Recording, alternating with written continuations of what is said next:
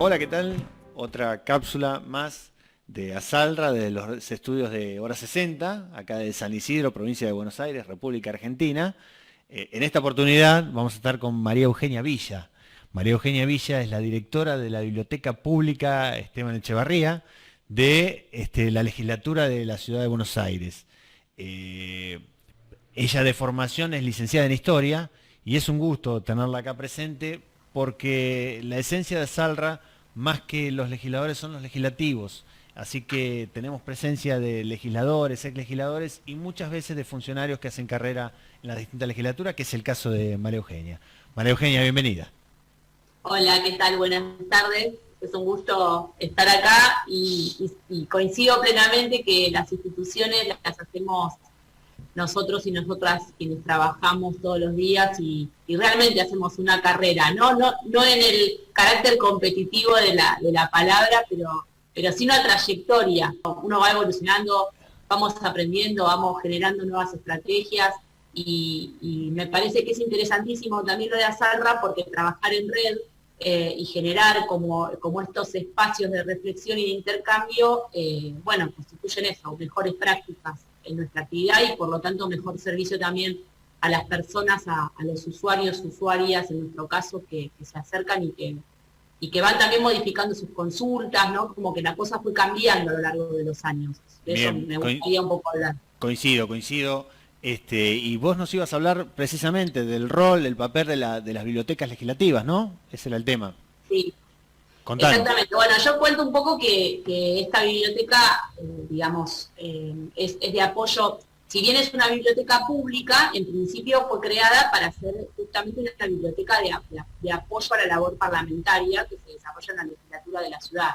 Cuando asumí, me acuerdo que un poco el desafío que teníamos, el nuevo equipo que nos integramos en ese momento, era cómo hacer un puente mucho más eficaz entre lo que era el trabajo de la legislatura en la elaboración de normas con las prestaciones que podía llegar a desarrollar la biblioteca. Entonces, yo diría que estos 15 años, con el equipo que fuimos armando y que se fue modificando, entendimos que esa era como un poco la misión, sin descuidar el costado de biblioteca pública abierta a la comunidad y de ser una biblioteca de referencia para la ciudad de Buenos Aires, ¿no? Cualquier investigador, investigadora de la ciudad de Buenos Aires tiene un lugar ahí de referencia importante, pero sin descuidar esa cuestión, cómo hacer fuerte el protagonismo de la biblioteca en el Parlamento de la ciudad. Entonces nos propusimos algunas tareas. Y una, por ejemplo, fue rediseñar el tema de la referencia. La referencia es un trabajo, es un procedimiento, digamos, que incluye varias cosas en las bibliotecas, no solo la atención al público, sino es pensar, en este caso en lo legislativo, qué puede llegar a requerir el cuerpo de acuerdo con, por ejemplo, el boletín de asuntos centrados, o como se llame, en los distintos cuerpos legislativos, esta digamos, síntesis de todos los proyectos que ingresan en un periodo de tiempo acotado. Entonces, nosotros empezamos a tomar el trabajo en la biblioteca con las referencistas y los referencistas de ir viendo semana a semana qué proyectos entraban en la legislatura y a veces no podemos hacerlo con todos los proyectos, pero sí aquellos que nos parecen que tienen un lugar importante en la agenda o que tienen como una prioridad en el tratamiento, ver qué bibliografía o qué materiales nosotros en la biblioteca podíamos poner a disposición de las comisiones que trataban estos temas o que tratan estos temas, estos proyectos antes de dictaminar y para enriquecer ese debate que se da en torno a un proyecto determinado. Entonces, ahí la biblioteca como tendiendo un puente desde lo que sería una referencia anticipada, es anticiparnos al pedido, a la demanda, a la consulta de asesores, asesoras o de diputados o diputadas y generar nosotros una especie de gacetilla interna que le íbamos acercando vía mail para justamente también tener una postura ecológica, digamos, y de descapitalizar la cuestión. Esto se fue dando también con el tiempo, ¿no? Fue evolucionando hacia ese lugar, y generar esa anticipada, o sea, cómo poner en consideración de quienes entienden y tienen que tratar los proyectos, que la biblioteca era un lugar donde podían ir a buscar determinada información. Muchas veces una información distinta a o que intentas hacerle la resistencia a todo lo que es el embate de la virtualidad. Porque, bueno, nosotros y nosotras sabemos que muchos proyectos, digamos, en sus fundamentos y todo, se recurre a Internet como único, por ahí, acervo, digamos, de información o caudal de información, pero nos parecía que hay un montón de riqueza documental, en libros, en publicaciones especializadas, en folletos, bueno, en diversidad de formatos de soporte que le podían venir muy bien a las comisiones a la hora de debatir. Por ejemplo, no sé, voy a poner un proyecto, se debatió la ley de basura cero en la ciudad de Buenos Aires, es decir, había un montón de información que podía ser, por ejemplo, voy a decir algo hasta legislativo, había sido la creación del SEAMSE, que estaba en los debates parlamentarios, digo, no descuidar en el tratamiento de una norma que hay un montón de información que está buena considerar al momento del tratamiento de una ley, ¿no? No se puede hacer esto por ahí en todos los proyectos, pero sí por ahí tomar de un boletín de asuntos centrados 1, 2, 3, con los que la capacidad de las bibliotecas tengamos, para poder hacer este trabajito previo de acercar la bibliografía y ponerla a disposición, que esa sería un poco la idea. Voy a poner un caso bien concreto, se acerca una usuaria y nos pregunta, miren, se sancionó tal ley, no me queda claro si yo, en este caso, sería beneficiaria, o sea, como que a veces en las bibliotecas también recibimos consulta en los espacios parlamentarios de traducir un poco qué es lo que pasa en ese parlamento, qué es lo que pasa en estos textos legales. Interpretación, entonces, eso no, o sea, la consulta es sobre la consulta es sobre interpretación de la ley. Claro. Ajá. Y esto tiene directa relación con el lenguaje claro, ¿no? O algo. Exactamente, y ahí con el tema del lenguaje claro nos pareció muy interesante, hace años lo veníamos viendo cómo lo trabajaba Chile, la Biblioteca del Congreso de Chile, que tiene una sección que se llama Ley Fácil, que era muy interesante esto de generar accesibilidad, pero no más allá de la accesibilidad que una puede plantearse en los términos, por ejemplo, de personas con discapacidad, que ahí sí también tenés que pensar en la accesibilidad, por ejemplo, bueno, cómo llevas una ley escrita a un formato parlante para que una persona no vidente o ciega pueda acceder al texto. No estoy hablando de esa accesibilidad, aunque también es algo importante que las bibliotecas consideremos y que hace, digamos, a nuestro trabajo, sí, sino más que nada la accesibilidad de lo que vos decías, de la intermediación o de la interpretación, o sea, ¿cómo hacer para trabajar esto de bajar a un lenguaje mucho más coloquial, mucho más simple, mucho más claro, algunos términos que las leyes, a ver, esto tiene que ver también con el modus operandi que tenemos las instituciones, ¿no? Nosotros y nosotras a veces pensamos que hablamos con claridad porque nos manejamos con un vocabulario que es específico de nuestro trabajo, pero sin embargo eso no es el denominador común, es decir, ese sentido común que nosotros creemos que nos manejamos con eso no es tan común.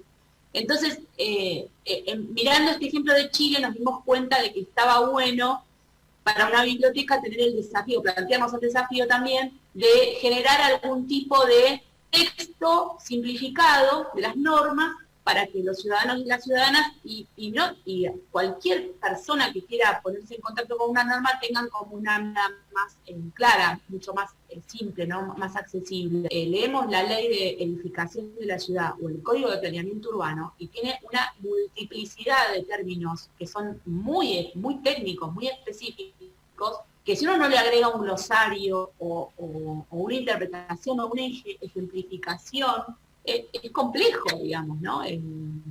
Abordarlos, centrarle esos textos. Tal cual, el término técnico, entre los propios técnicos, bueno, define mejor las cuestiones, otorga más definición, más asertividad, si querés. Pero claro, Exacto. esto, teniendo en cuenta el destinatario, bueno, la cosa se complejiza y me parece que... Yo resumiría esto del lenguaje claro, ya te cuento lo que hicimos en la Biblio, en esto de priorizar el derecho a comprender por sobre el derecho a legislar como yo quiero, ¿viste? O sea, esto es como un poco el debate que en algún momento se dio en la educación de prioricemos el derecho a aprender sobre el derecho a enseñar. O sea, sí, obviamente que tenemos el derecho a enseñar quienes ejercemos la docencia, pero el derecho que estamos protegiendo es el del aprendizaje. En el caso de las leyes pasa un poco esto, digamos, haciendo una analogía muy así superficial por encima, previsemos el derecho a comprender, y eso, miremos quiénes son los y las destinatarias y destinatarios de estas normas, porque las normas no las hacemos para la legislatura, las hacemos para una ciudad de Buenos Aires, y es más, hay ejemplos concretos, no me quiero extender, pero esto del lenguaje claro no solamente se acota a lo legislativo. Imagínate, Mario, que el Poder Judicial es un poder que incurre en mucho más tecnicismo, que tiene un lenguaje mucho más específico, especializado, y esto hace que muchas veces, por ejemplo, el Poder Judicial mismo, no te voy a poner ejemplos, pero lo hemos tratado porque la biblioteca forma parte de la red argentina del lenguaje claro, y ahí en el seno de esa red se charla mucho sobre esta cuestión de qué es lo que pasa con el cumplimiento de las normas, de las sentencias, de los fallos, de una disposición cuando no se entienden. Entonces bajan los niveles de cumplimiento, de acatamiento de una norma que podría ser excelente para identificar una realidad y que probablemente se haya hecho con ese espíritu, se haya legislado o se haya sentenciado con ese espíritu, con esa intencionalidad, pero después cuando vamos a la realidad, te encontrás personas que te dicen, mira, me llegó esta notificación, no sé si voy preso, si tengo que hacer una probation, o sea, hay como una especie de... Entonces, esto ya digamos, no hace falta tampoco profundizar mucho en el tema. Yo creo que las instituciones, todas tenemos que trabajar, quienes formamos parte de las instituciones y los y las legislativos, somos parte importante, vital de eso. De acá salen las normas, ¿no? De estas instituciones salen las normas. Entonces, tratar de configurarnos dentro de este derecho, o sea, de priorizar este derecho a comprender como parte, es como algo transversal, ¿viste? O sea, me parece que hay que planteárnoslo así. La biblioteca forma parte de la Red Argentina del Lenguaje Claro, la red se creó allá por 2017, nosotros la integramos en 2018. Nuestro desafío en 2020, que medio quedó ahí pero no vamos a, antes de que termine el año algo vamos a hacer al respecto, es tratar de generar que los legisladores y las legisladoras escriban en lenguaje claro la ley. Ya no es armar un texto para que la ciudadanía paralelamente... Queremos complicar la lectura. Queremos que los legisladores y las legisladoras redacten, legislen en lenguaje claro. Es bastante, digamos, ambiciosa la cuestión, pero no es, cuando uno lo instala el mal, podemos ponernos de acuerdo en cómo sería legislar. ¿Qué escribir el lenguaje claro? ¿Qué tendríamos que hacer? ¿Qué no hacer? ¿Qué evitar? Bueno, estamos en esa tarea con algunos asesores y asesoras que les interesó mucho esta propuesta.